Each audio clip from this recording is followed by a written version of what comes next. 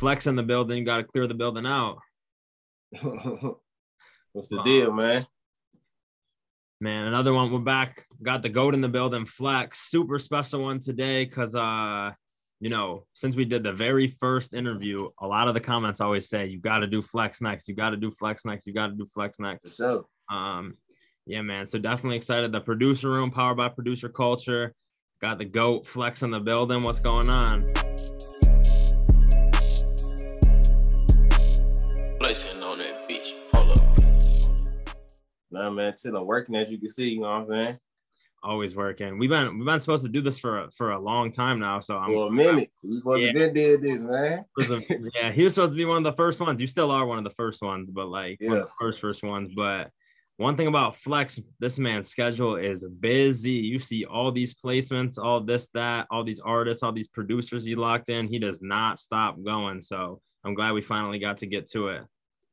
For sure, man. For sure. But yeah, appreciate it big time. But no problem. Yeah, I mean, let's take it back from the beginning. Where's Flex on the Beat from? How did it kind of all start off for you? I'm from the east side of Detroit, and I've been involved in music since I was a kid. So, band, playing instruments, I played drums. I used to beat on everything around the house, the books, the tables. I used to get in trouble for all that. So just taking that, to the next level and trying to make a career out of it, that's what I'm focused on now. That's it. Definitely. Yeah. Do you think kind of like the early having a part in like music early on, being in the band and stuff? What instruments you play in the band, first of all? I play all brass and percussion. So I started on snare drum, and then I moved to tuba, and then I moved to baritone. Then I just moved to trumpet, jazz. Man, I've been around like all brass and percussion through like middle school, high school. Yeah. Do you think that helps you out with like the production or anything? Because I said it like this, it's like a gift and a curse. Because me knowing about the theory of music, it's like I know what don't supposed to go where and what not supposed to, what don't sound right. But at the same time, I feel like that's a curse too, because I met a lot of producers that don't really have no music background, and they just I ain't gonna say they clicking buttons, but they just be experimenting. You know what I'm saying? Like sometimes when you experiment, you come up with some crazy hard ass shit. So I feel like it's like I say, it's like a gift and a curse, basically. Yeah, it all worked out though. It all worked out. Yeah, it's interesting. The reason I asked is just because some people have all this crazy musical experience and now they're such top tier producers, and then other people don't even know how to read music and they're top tier producers too. So exactly. I think you probably gave the most honest answer to as a gift and a curse. Knowing it so well can help you with all these different things, but you might also think about things wrong. Whereas it's interesting, other people are probably just experimenting, clicking. Yeah, exactly. Sometimes, I said, I know this note ain't supposed to be in this scale. This nowhere in the right range, but sometimes if you tweak it or do something, it might fit, or it just be weird. People just be doing stuff and it be sometimes I've been around and I didn't have to sit back and accept it. Okay, I know that note ain't right, but they like it, the artists like it, so I ain't gonna just be the one to be I'm the eyeball. I'm gonna raise my hand and complain and object. So I'm just gonna sit back and chill and just I get over with my personal stuff. I ain't gonna just be out, I'm saying, open and fuck up everybody else shine. But yeah, basically that's that's what it is. Yeah, it's insane. So yeah, starting from Detroit, your music stuff started kind of from band and everything. What grade are you in at that point? I was whenever Drumline came out, whenever the movie Drumline came out, Nick Cannon, you know what I'm saying, was doing that. I stayed by a school called Osborne High School. They right there on 7 Mile. And they was they real famous in the band world for their high school band, a real good high school band. So I used to always hear them from just being outside. I used to always hear them practicing. So that was already kind of influenced me to want to be in the band. But after Drumline came out, that just sealed the deal. So I think it was probably around 3rd or 4th grade. My elementary school had a little music program. It wasn't nothing serious, but they had a good teacher over there. And ever since then, I just been locked in. I've been played with the marching band. I done been playing in community bands outside of school, Salvation Army, Drumline, all that. So, in the Detroit band world, I'm kind of known around there. Crazy. At what point, so that's like roughly third or fourth grade. No way to tell for sure unless we dig up what your drum line came out. Then we would know for sure. Facts.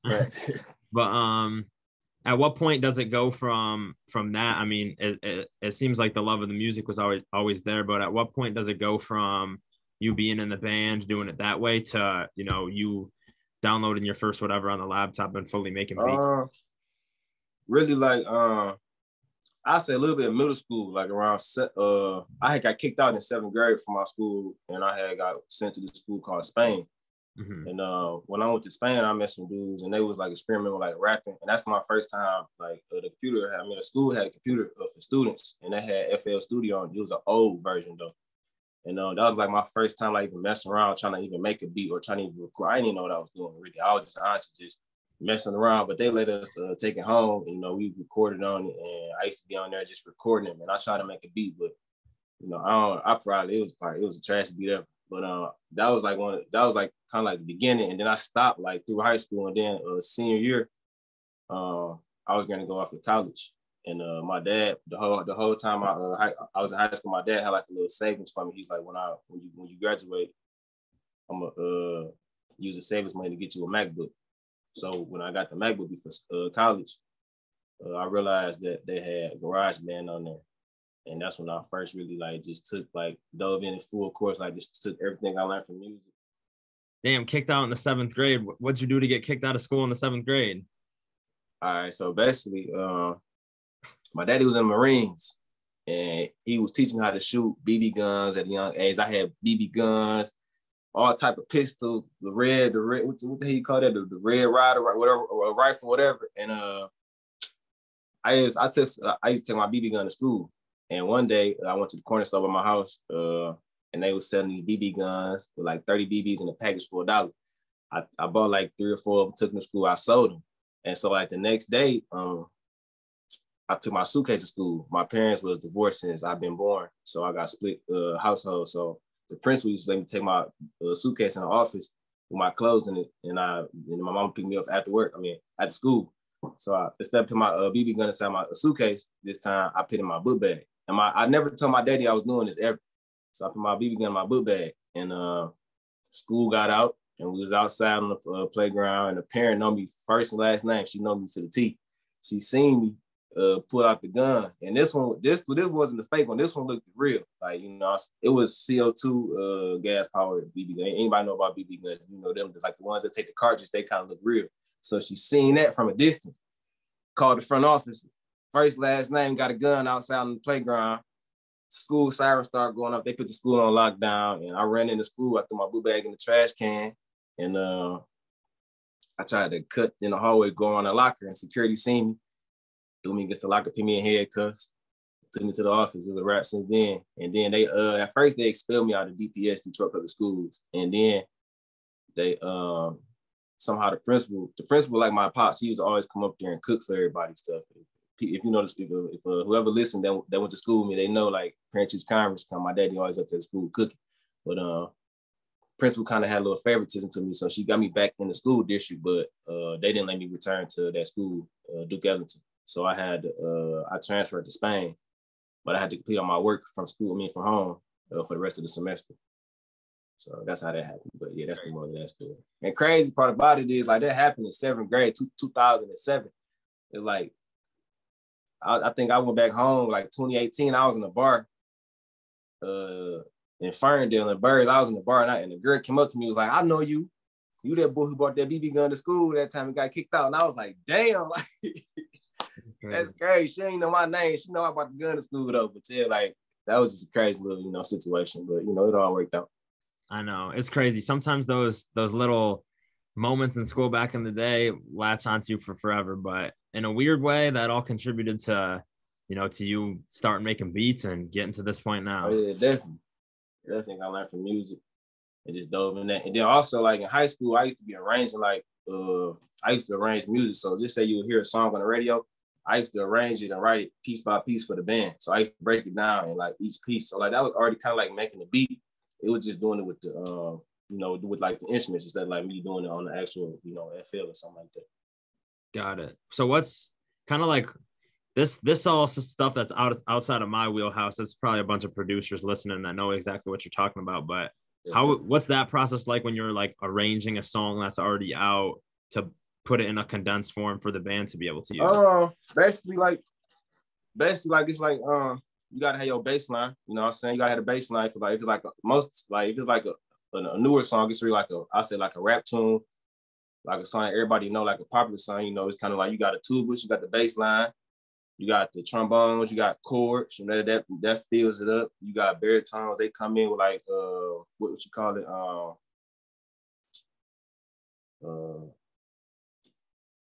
Improv, I guess, and like jazz you call it improv. You got the baritones coming like improv melodies here and there. You got mellophones, they do the same thing, but like on opposite time, it's like a call and response thing.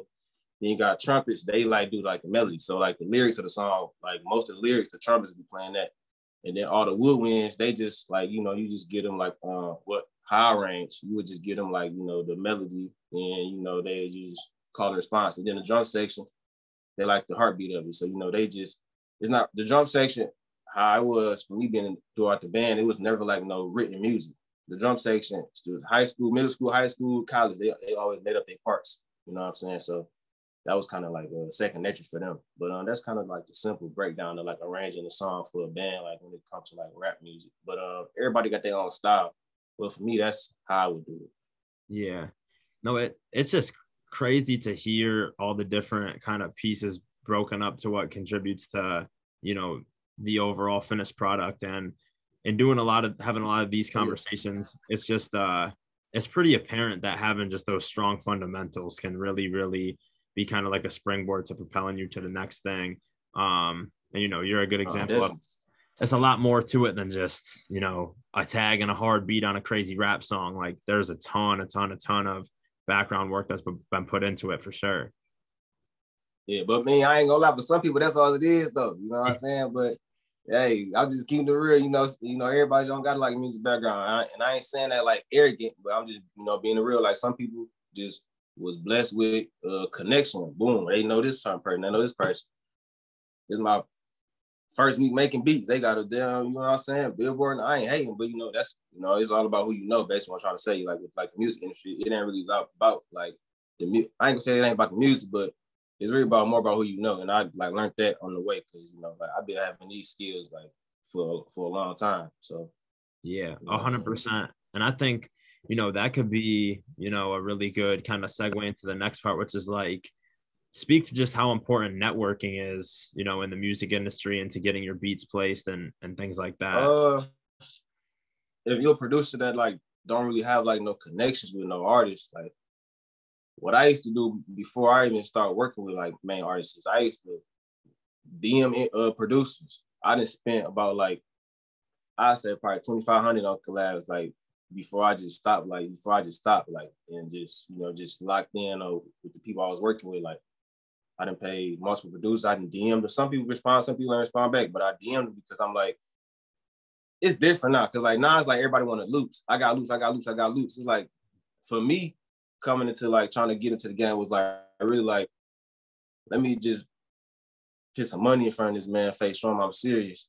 And maybe, you know what I'm saying, we could just like establish a relationship off that. So that's kind of like how I did it. Now I DM, you know, hey bro, I'm trying to collab. I'm a new up-and-coming producer from so-and-so. I got this amount, you know what I'm saying? Or what's your price? I'm willing to work with this, you know, so all that. So kind of like that. And then that kind of like, you know, engaged me. People start hearing them tags on my beats that was from hearing them big songs, and they be like, damn, you did a beat with him, or whatever like that. And my friends, you know, all them, like, they like, yeah, like, you know what I'm saying, you on to something, like, keep going.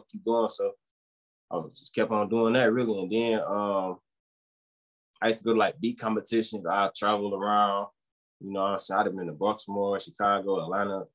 I'd have been hella places for beat competitions, meet producers, you know. So it's really like, you know, you got to get out your, you know, if you a bedroom producer, at home producer, you got to get out your shit. You got to get out here and shake these hands, meet the people's faces, let people see you, you know what I'm saying, show them what you got, you know what I'm saying, because that's really the only way, like, you're going to really get out here, like, so far as, like, just on, like, a producer platform, you know what I'm saying, but, like, with the artist, it's a whole different story because, you know, everybody don't want to get money with you because that's all it is at the end of the day, you know what I'm saying, so when it comes out to the artist, you got to really build a relationship with them, you got to really know, you know what I'm saying, somebody in, you know, you got to play your role right. Speak to that a little bit. So you're from, Detroit, early on, making beats, kind of like working your way in. When it comes to kind of like building with those initial artists, like who's somebody that you kind of like started off with, or like the first? I say for like the industry, like wise, Dugg, Photo Dugg, like my boy had DM'd me his Instagram page when he first got out of jail. Was like, bro, hard, you should work with him. Like trying to send me some of your stuff. So I DM'd him. I just emailed, sent him some beats. He hit me back like that was fire emojis, all that. Next week send some more. And we kept on going from there. We just built from there. Got his number. We locked in. And, we here now. That's how that worked. Yeah, and it's insane. Speaking of Dugg, like just to kind of fast forward to the present, you just had on the Dugg Deluxe probably the single biggest song, which was crazy hyped from the snippet, which was the free for real. That was crazy. That snippet was crazy. Durk in the studio, like the way that they mapped it all out was perfect. But I definitely want to hear about kind of how that song came together with Rollin', Too Dope, and your loop maker. Wow. Really, the time before Labs, we was in LA. The time I was to meet you. I pulled up on Dope at Team 88 crib, and I know Dope from just being in Atlanta at the studio. Me and him been, sleep in the studio together, overnight grind. To just, I know him from a while back, and like. I was in the Cali, he was in Cali.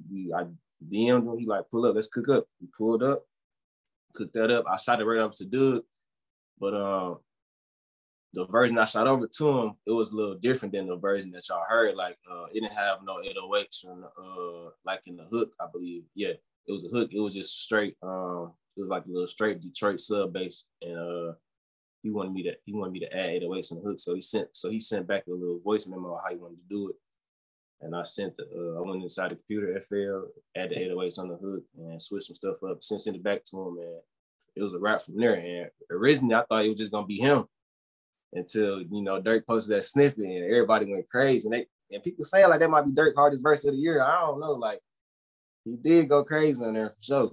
Yeah, people are definitely saying that. Durk, I just saw somebody, it might have been Academics, posted it was his verse on Free Rick and his verse on the Nardo Wick Who Want Smoke remix, and they're trying to figure out which one was the hardest Durk verse of the year. But that's crazy. Yeah, he's going too crazy. But yeah, I mean, speaking of Durk, you guys obviously made a huge splash on the Voice of the Heroes, the Durk and Baby collab project. What was that like? I mean, the album has the intro and then it goes right into 2040. You rolling in time. Yeah, that whole situation was crazy because like baby producer Matt, emailing him beats for Baby for a minute, like for a while. And one day he just joined my Instagram live video. Like I typed him in a live, he like, bro, you just don't know. Like, send me some more heat, bro, but you got some shit coming. I'm like, what did you talking about? But he wanted to say it like on live. I'm like, damn, man. And after that, I told Roland, like, bro, I think we got some shit on the Durk and Baby, whatever, because all the beats I've been sending him kind of like lately was me and bro. And it's crazy because like he was telling about him pulling up to the Baby studio with G, and he walked in, and the song that was playing was 2040, but it was like later on in the song, and it was just a beat. And he was like, G told him like, this your beat, right?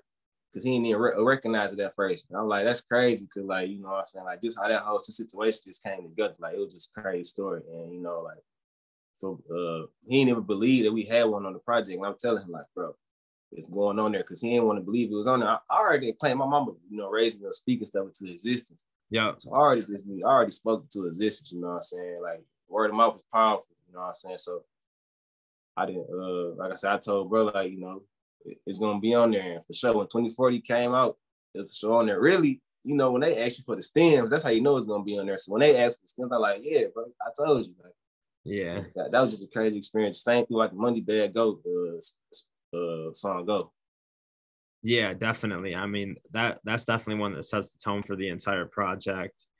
When that 2040 comes out, it makes you want to drive. 10, 20 miles per hour faster than you're already going. So, But no, it was actually, you know, flex on the beat wise, it was nuts because that and like you just said, the Money Bag Yo Go song, they both came out in a pretty close amount of time. What was that process like being on, you know, a Money Bag project, working with Money Bag hit, bro, like, I need something like this. And what he sent him was like some Detroit type of shit. And that's right on my alley, you know what I'm saying? So he was at like a baby shower and he went home, started it, sent me the FLP. I finished it, sent it back in like an hour. Rest is history. You know what I'm saying? Like a week later, he like, hey, bro, we on Bag album. I'm like, damn. So, you know what I'm saying? Like, that's just how it's been, you know? Just working. I want to give you some props too, because it's interesting. You talked about how you were building with a lot of these artists before they were this big. But now you've had a certain level of success, and a lot of producers will like say that since they've had this placement, this is their new minimum threshold. But you are not like that at all. You'll continue to work with the up and coming guys who, you know, are coming up. You have, you know, a ton of crazy placements. Speak to that. Just, you know, staying tapped into the up and coming. I don't know. It's real simple. Like, it take one to know one. You feel me? So like, I've been there before. You know what I'm saying? So we all bleed the same. They ain't no different between Baby and Durk. This nigga got on $500,000 worth of jewelry. He don't. You know what I'm saying? We all, at the end of the day, we all bleed the same blood. You know what I'm saying? It ain't no telling that bro over here in Studio C, you know, small room in the booth, just because he got a YouTube beat in the, you know what I'm saying, a little room, and you got a room, $2,500 an hour, you know what I'm saying? Ain't no telling, you know, like, just because he in there, he might make a hit that go viral than this nigga. He spent more money just to be here, you know what I'm saying? So that's kind of like, you know, that's kind of attitude I got right now. I mean, only thing that really changed is my price, you know what I'm saying? Other than that, you know what I'm saying? Yeah, well, that's still the same me. Not to dig into the pockets of Flex too much, but let's talk about that a little bit. So you've obviously now been on multi-platinum projects, gold singles, platinum singles, you know, 5 million plus monthly listeners to this artist, to that artist. How do you kind of navigate, okay, you've had this huge song like the 2040, but now this up and coming independent artist has or wants to use one of your beats. Obviously, you can't really charge them the same amount, but how do you kind of navigate like, okay, I'm going to give bro more of a discounted rate because of this, or I'm keeping it the same because of this? How do you kind of like navigate that and kind of it's really like all off energy, like, you know what I'm saying? Like, I that's why I don't like Instagram, because I'd rather just, you know, meet you in person and we go from there. You know what I'm saying? Like, so far as the pricing wise, I ain't really gonna put that out there. But I mean, you know, people who trying to work with me, or, you know, artists that's trying to tap in, just tap in. Cam is my manager also, you know what I'm saying? So, you know, we most definitely can make it happen. Yeah, definitely. Shout out Cam, man. Shout out. Yeah, for sure. Shout out Cam. He's doing his thing right now, man. Yes. Yeah, sure. Speaking of Cam also manages Forever Rollin', for those who do or don't know. How did you and Rollin' link up in the first place? What year? That's crazy. Yeah. My boy Tori from Louisville. Mm-hmm. I take my time to pronounce that now, because, you know, I know them. I used to go out there all the time. I used to say Louisville, like, you know, they used to get on my ass. I'm like, damn. But yeah, my boy Tori from Louisville, he was working that manager at Death Star Studios in Atlanta. And I used to be up there every day, you know, producing, making beats, work with the producers, stuff like that. And basically, I think either Cam or Roland I think it was Cam, because I think they got a better relationship. I think he hit him up, was like, who making Dugg beats, or who that do you keep posting that's making Dugg beats? He like, that's Flex. He like, well, we need to lock in a session with him and Roland, basically. So, I mean, one day I was free at Death Star, we locked in a session, he pulled up on me, and the first beat we made was Amphetamine.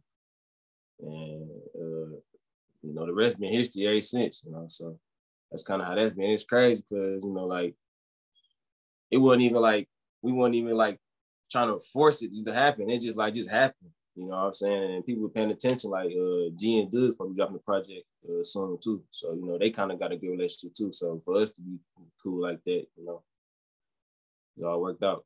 Yeah, that's crazy. And I mean, just speaking to Fed, I mean, like watching Roland, G, you, all you guys as a team, just from last year to now is incredible. Like the growth has been crazy.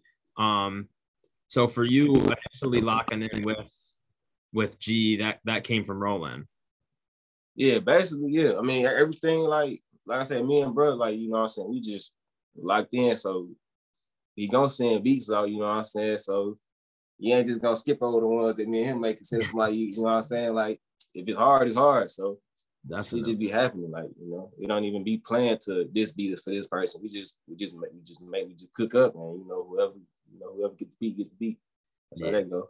And I'm sure everybody's tapping into to, you know, get some beats for this project or their artist's project. Oh, yeah, for sure. Has anybody hit you up yet, whether it be Instagram DM or somebody texts you, yo, so and so wants me to put you in a group chat with them, that you're like, damn, that's crazy. Like, I know at this point you don't put the work in, so if you've earned whatever opportunity ends up happening, but has there been anybody where it's like, damn, that's crazy? I remember just 2 years ago. Yeah, and I think I got a placement with him, but I don't want to disclose it yet. Like, it's one big person too. I don't want to disclose it. Aki or him though, he just won a Grammy in the past 2-3 years. But yeah, like, that's crazy. Like, yeah, that's nuts, and that's more than enough of a hint. But man, Grammy nominated flex. It sounds good. It sounds good for sure. Yeah. So I think that's an interesting thing too. You know, you kind of, and me and Inferno Spasm was another interview where we talked about a lot of producers prematurely posting so-and-so taps in or whatever. You know, what's kind of like that, you know, unwritten, undisclosed kind of proper procedure when it comes to some of that stuff? Like, you know, you talking about like if like you got a placement or something like that, you just post it early on. Exactly. Really with that, like with Dugg, I kind of know what his sound. I kind of know what he like, and like right now, anything he rap on that damn near come from me is gonna come out. You know what I'm saying? So with that, it's different. But like with other artists, yeah, I don't put it too much. Like, I ain't too quick to post, you know, stuff out here or something. And I ain't really even know that. Sometimes I don't even know about a place, you know what I'm saying? I just, you know, find out with somebody, and then I just keep it on racks until they magically hit me up asking for paperwork. And when they ask for splits, that's how I know 9 out of 10 is gonna come out. So at that point, you know, I guess, that's that. I just try to wait till it come out. That just eliminate all that, you know, I thought you had this going, I thought you had that, you know what I'm saying? That just wait till it come out, you know, everybody's satisfied. You ain't gotta cap for everybody out here, you know, like you got something going on, because it's good that they're rapping on a beat, but, you know, just because they rap on a beat, it don't mean it's gonna come out. So yeah. I just wait till it come out. That's like the best way to do it. 1,000%. I think that's a lot of, you know, people love to say, I have one unreleased with so-and-so or so-and-so because they saw the artist on Instagram. Yeah. And like most times, you know, it'd be like the loop makers or something like that. Like they be like, you know, it's just sometimes they be overseas, you know, just don't know what's going on over here. Don't even think, they ain't even thinking like how we thinking. They just know like this is so-and-so and this person got 2-3 million followers and they rapping on my beat. So let me try to get some, you know what I'm saying, some recognition off this, you know. So I don't blame them, because at the same time, that's like a form of hustling. But you know, it's, you know, like I said, it's better if you just wait till it come out, you know. Yeah, I couldn't agree more. I watch people, we just talked about it on another one, but I watch people shoot themselves in the foot all the time because they're posting stuff or whatever and trying to act like this or that. But you know, just, and it's worse. And it's worse when an artist tell you to take it down. You know what I'm saying? Like that, you know, like that'd be the worst. Yeah, that's gotta be. You don't want that feeling. Yeah, it's done after that. It's probably done after that. Sure. And even, you know, going back to the 2040 situation, you know, you always just had faith that it was coming out or whatever, but you probably maybe at some point wanted to, but never asked, yo, any news on what's up with this? Is this going, like, you probably wanted to ask, but nah, because like that's the thing about Matt. Like that's why I fuck with Matt, because he do his job. Like, yeah, he ain't looking at what placement you got, who you work with. He ain't analyzing none of that. If it's hard, it's hard. It's hard. If it fit what he trying to get the, you know, fit and to get the job done, he gonna play it. You know what I'm saying? That's why I fuck with him, because he, you know what I'm saying, that's something real. Like, and when I like told my bro, I appreciate you, you know what I'm saying, we getting this place. When he like, bro, I'm just doing my job. Yeah. Like when he said that, I knew for sure, like, you know, bro, real. Like, yeah, you know, like it ain't no politic and nothing behind that. So, you know, like, yeah, shout out. Appreciate him. Matt's been going crazy. Shout out Matt. Matt and I clicked up super briefly rather, back in when So Much Fun came out. Definitely need to lock back in with him. He's been killing it. So just for context for people, we've talked about a lot of how you built up with Dugg and how, you know, building with Dugg and, you know, having that connect to this point where you guys are so locked in from the beginning has kind of branched off into a lot of other opportunities, whether it's like, you know, you end up with Durk on like a Free Rick beat through like just working with Dugg or whatever. But Doug's definitely a person who a lot of people want to get placements with now, trying to figure out any loophole way to get in. But how long have you really been grinding with Dugg? Like, you know, you and Dugg have had music coming out since, for how long, you know, how many years it's been? I ain't gonna say his first tape, but his second like mixtape that's on iTunes since then to now. Like, you know what I'm saying? So it's probably been what? Young and Turnt. I think since Young and Turnt, I had Not Us on there with Dugg, Lil Baby Pee Wee Longway, and then I had Reckless on there with Black Youngster. Yeah. So yeah. Crazy. Man, that's two legends right there. Pee Wee Longway, that Blue Eminem too. That's all I used to listen to driving to high school and stuff. That's people ask me all the time who I want to work with, because we don't work with a lot of people when it comes to like the collections or the whatever, but I always say I want to work with Pee Wee Longway. Everyone's looking at me like, that's easy, bro. Hit him up, man. Yeah. Fuck with you, get him up. Yeah, and then Black Youngster too. Shout out the legend Black Youngster. Black Youngster's coming with a lot of heat, so we definitely got to get some rolling, some flex beats on there. We'll definitely send them right up. Definitely. Yeah. That's gonna happen for sure. We definitely need one with you guys and Youngster. So obviously the roots are Detroit. That's kind of where everything kind of stemmed from. What the Detroit, you know, music scene is obviously popping, going crazy right now. Who's some of the guys that you're listening to? Anybody up and coming that you're locked in that you think everybody should check out and be on the lookout? I've been listening to the same people. Like, you know, like everybody was you know, like when T Grizzly first came out with First Day Out, everybody was just going crazy. But my first time like coming down south was like for college, and that was like 2013. And I was playing Babyface Ray, Vezo, Peasy, Team Eastside, Dope Boys, you know what I'm saying? And they be looking like, what the hell is he listening to? Like, they ask like, bro, what you listen to? And it's crazy because like them same people. He asked me like, bro, you heard GT new album? Bro, you heard Babyface new album? You heard this? And it's crazy because like our music scene then went from here to like here. Like not everybody, you know what I'm saying, the whole industry want Detroit beats. And it's crazy because like I'm happy for it, but I just want them to pay, you know what I'm saying, just pay their respect. Like just don't act like, you know, ain't just come get some sauce from us and just, you know what I'm saying, just give us a little, you know, pay us our little respect. You know, that's it.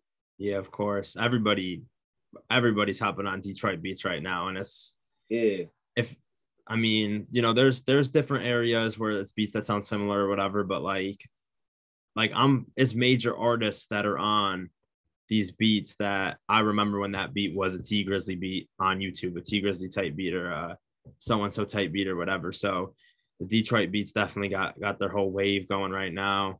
I was talking to All-Star JR too, as he's recovering. Thank God he's okay. We're definitely getting something, some flex All-Star JR. We're definitely making that happen. Yeah, for sure. Yeah. I just talked to him last week. Yeah, I've been telling him one of those first tracks back. We need you guys on there going crazy because that's so hard. We're gonna get it done, definitely. Hell yeah. But yeah, I mean, a lot of gems in this interview. We appreciate it big time. Really, really cool to kind of hear about, you know, first starting off in the band to, you know, about to be Grammy nominated flex after you got coming. Yeah, speaking to existence, man. Yeah. What's going on in the life of Flex outside music? Anything exciting that you're working on? We go-kart racing every Wednesday. Every Wednesday? We hit the track every Wednesday, whole game. You be winning? We just went with we just went to K1 the other day. Me, Roland, TNT, Taj Money. You know what I'm saying? We trying to, there's a whole producer, you know what I'm saying, collective up there. You know what I'm saying? We going crazy like that, and just I don't know. I like animals. So I be taking my boy. I be taking his pit. I be taking his pit to the dog park. But other than that, like I don't really be on too much. I just be chilling. I be in the crib making beats, or you know what I'm saying, go kart race. Yeah, just working. You and Roland. I might go to the gun range here and there. Yeah, for sure, man. We definitely it's second nature to us. We do this every day. Yeah, 24/7 nonstop. What's some advice you got to the up and coming producers who want to be just like you? Yeah, for sure. Stay down. You know what I'm saying? Like work. You know what I'm saying? Bring something new to the table. Don't be doing all this little baby 4PF stuff. You know what I'm saying? Like bring something new. If you come to the studio and you plug up in front of artists, I'm pretty sure they don't want to hear nothing that they can hear from me or anybody else. You know what I'm saying? Like just be you and bring something new to the table. You know what I'm saying? Learn what pays you, learn the business. And you know what I'm saying? Just keep on hustling. You know what I'm saying? Shaking hands, getting out here networking, meeting people. That's gonna get you in these rooms. That's gonna get you in these doors. Flex on the beat. You heard it here first. Stay genuine, be true to yourself. Don't try to be something you're not, because you're gonna end up with the same type of beats everyone else has got, or if the artist is gonna look at you as a clown. But now we appreciate it big time. Congrats on everything. I can't wait until 6 months, a year from now, when we got the Flex on the Beat 2 interview, just to see how much further you came. So we appreciate it. Oh, yeah, going up, definitely. Yeah. Appreciate you, bro. Hell yeah. Well, the producer room, powered by producer culture. Like, comment, subscribe. Everybody make sure they drop in the comments who you want to see next. And shit, you just might see it happen, just like Flex. We appreciate it big time.